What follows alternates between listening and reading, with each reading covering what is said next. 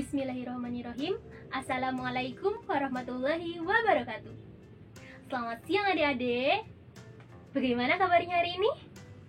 Semoga kita semua selalu sehat dan selalu dalam lindungan Allah Subhanahu wa Ta'ala. Alhamdulillah, pada siang hari ini kita masih diberikan kesempatan untuk berkumpul melakukan pembelajaran secara virtual pada mata pelajaran ekonomi bersama saya, Fira Istiana.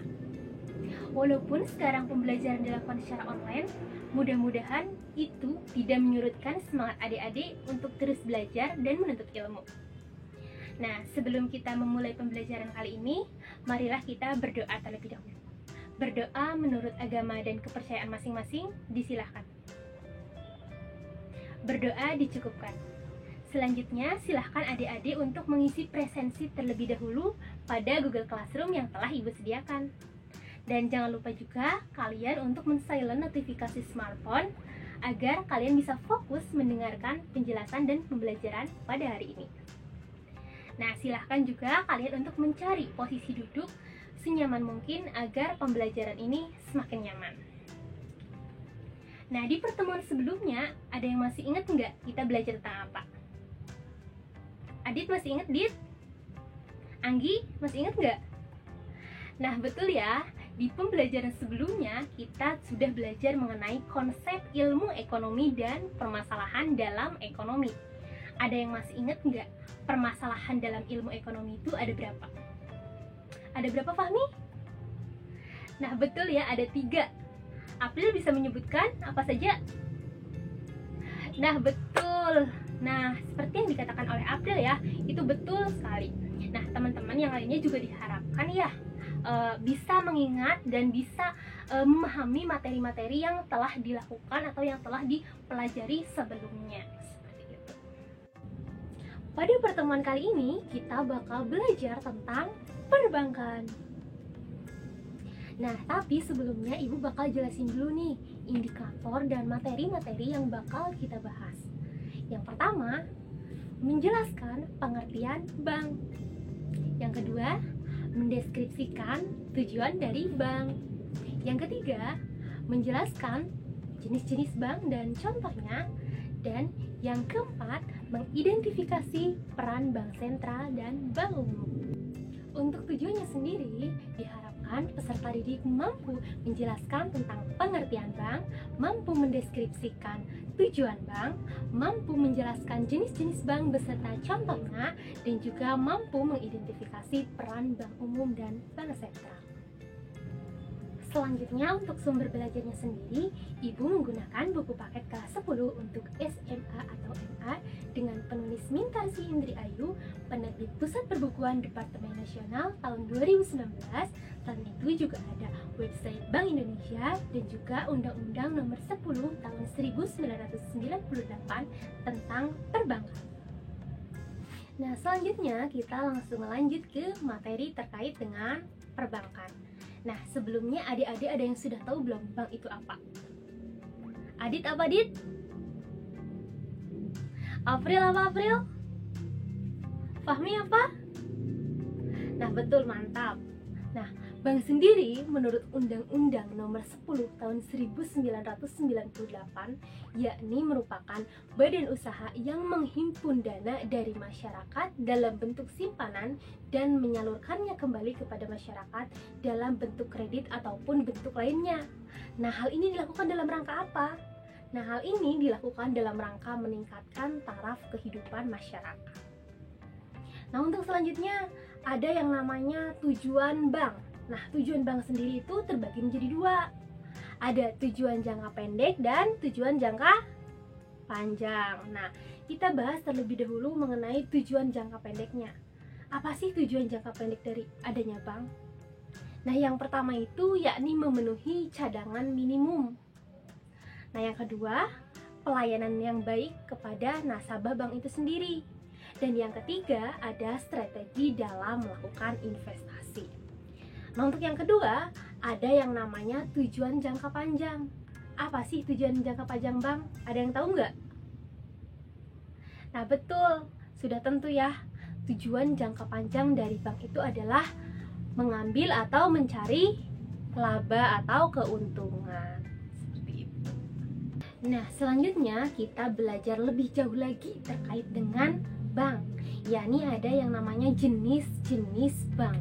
Nah, jenis-jenis bank sendiri menurut Undang-Undang Nomor 10 Tahun 1998 itu terbagi menjadi 3 jenis. Yang pertama ada bank menurut fungsinya, yang kedua ada bank menurut kepemilikannya, dan yang ketiga ada bank menurut badan hukumnya.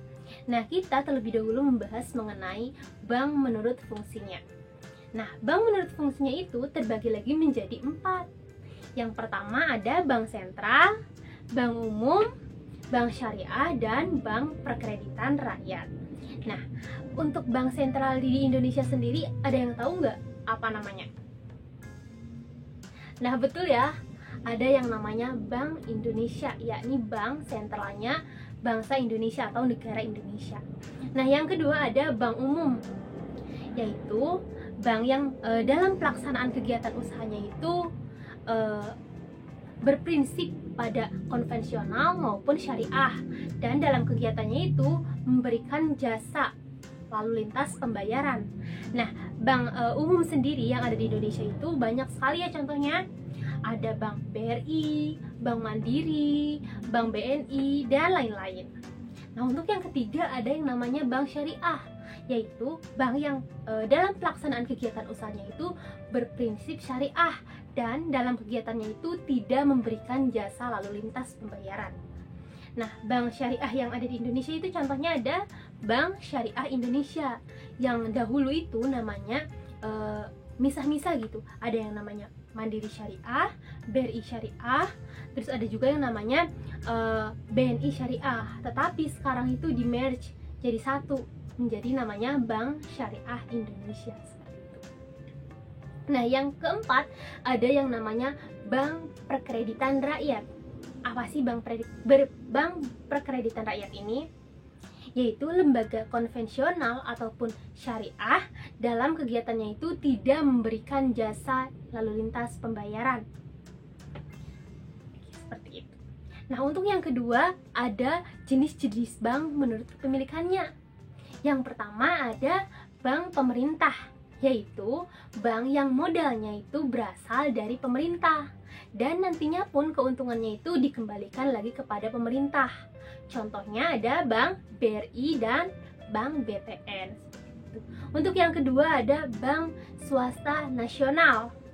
Nah, Bank Swasta Nasional ini modalnya itu berasal dari nasional, berasal dari suatu lembaga tetapi bukan pemerintah. Nah, contohnya itu dari Bank Swasta Nasional itu ada namanya Bank BCA. Nah, untuk yang ketiga ada bank swasta asing. Apa sih bank swasta asing itu? Yakni bank yang merupakan cabang bank yang ada di luar negeri. Ada yang tahu contohnya apa? Nah, contohnya ada Bank Lipo. Untuk yang keempat ada yang namanya bank campuran, yaitu bank yang modalnya itu campuran baik dari pemerintah, dari swasta, dari perseorangan atau hal lainnya, seperti itu. Nah, untuk jenis yang ketiga itu ada yang namanya jenis-jenis bank berdasarkan badan hukumnya.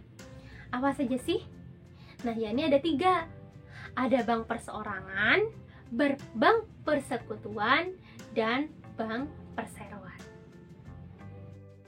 Selanjutnya kita belajar lebih jauh lagi terkait dengan perbankan, yakni peran bank sentral dan bank umum yang ada di Indonesia.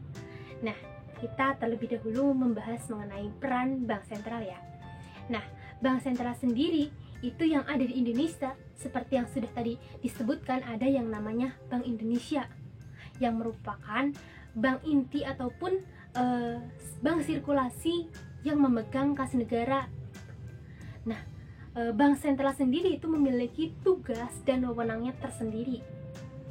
Yang pertama itu tugasnya yakni menetapkan peraturan dan memberikan izin atas kelembagaan dan kegiatan usaha perbankan lainnya. Untuk yang kedua ada mengatur lalu lintas pembayaran giral dan clearing antar bank. Dan yang ketiga ada menetapkan pembatasan kuantitas dan kualitas atas pemberian kredit oleh perbankan. Dan yang keempat, ada memberikan bantuan kredit likuiditas kepada bank umum.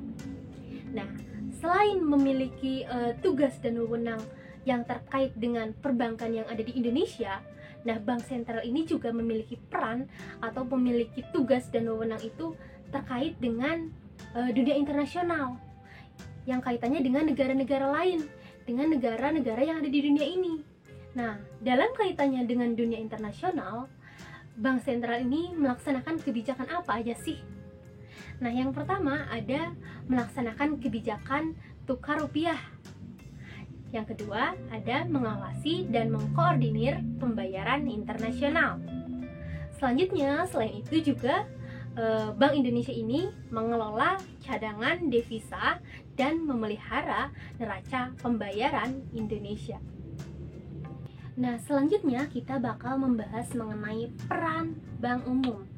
Nah, seperti yang sudah tadi disebutkan gitu ya, bank umum itu yang ada di Indonesia itu banyak sekali jenisnya. Ada Bank BRI, Bank BNI, Bank Mandiri, dan masih banyak lainnya. Nah, apa sih peran dari bank umum ini?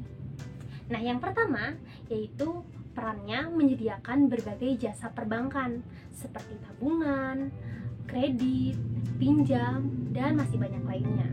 Untuk yang kedua, merupakan sebagai jantungnya perekonomian gitu ya. Karena apa? Nah, karena bank ini merupakan jasa perbankan ini merupakan salah satu jantung dari perekonomian yang ada di Indonesia. Nah, yang ketiga ada melaksanakan kebijakan moneter efektif untuk memenuhi kebutuhan dari bank sentral dan juga mengatur terkait dengan jumlah uang beredar yang ada di Indonesia yang merupakan turunan dari kebijakan bank sentral itu sendiri. Nah, seperti itu ya penjelasan dari Ibu terkait dengan materi perbankan. Mudah-mudahan adik-adik bisa memahaminya dengan baik. Nah, untuk selanjutnya pembelajaran kita alihkan ke Zoom meeting. Nah, silahkan adik-adik untuk join pada link Zoom meeting yang telah Ibu share di grup WhatsApp. Terima kasih.